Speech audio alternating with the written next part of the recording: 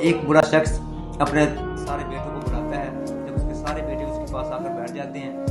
تو اپنے بیٹوں پر ایک سچ نظر ڈال کر کہتا ہے کہ میں اپنی زندگی گزار چکا ہوں،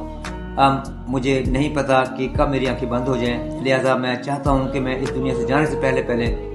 جو اپنی جائیداد ہے وہ تم لوگوں میں تقسیم کر دوں، اور تم کو اس جائیداد میں سے اچھا خاصا حصہ ملے گا،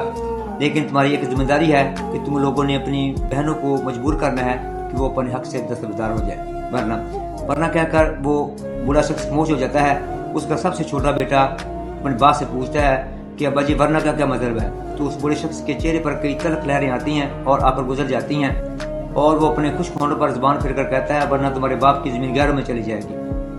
اس کا وہی سب سے چھوٹا بیٹا پھر اپنے باپ سے کہتا ہے کہ ابا جی جو بیٹی ہے اس کو جائیداد میں حصہ دینے کا حکم جو ہے اللہ پاک نے دیا ہے کہ اللہ پاک کو علم نہ تھا کہ بیٹی کو جو حصہ دینے سے زمین گہروں میں چلی جائے گی۔ اس وقت کمرے میں خاموشی چھا جاتی ہے اور سب خاموش ہو جاتے ہیں، کوئی اور بولتا، وہی جو اس کا چھوٹا بیٹا ہے پھر بول اٹھا، ابا جی آپ کو لگا کہ بیٹی کو زمین دینے سے جو زمین ہے گہروں میں چلی جائے گی، مگر داماد کو بیٹی دیتے وقت آپ نے نہیں سوچا کہ بیٹی گہروں میں چلی جائے گی۔ دوستو، اس کہانی سے جو ہمیں سبق ملتا ہے وہ یہی ملتا ہے کہ بیٹیاں جو ہوتی ہیں وہ اللہ پاک کی رحمتیں ہوتی ہیں۔ اللہ پاک نے اپنے جو آپ کے بیٹے ہیں ان کا جو شرعی حصہ ہے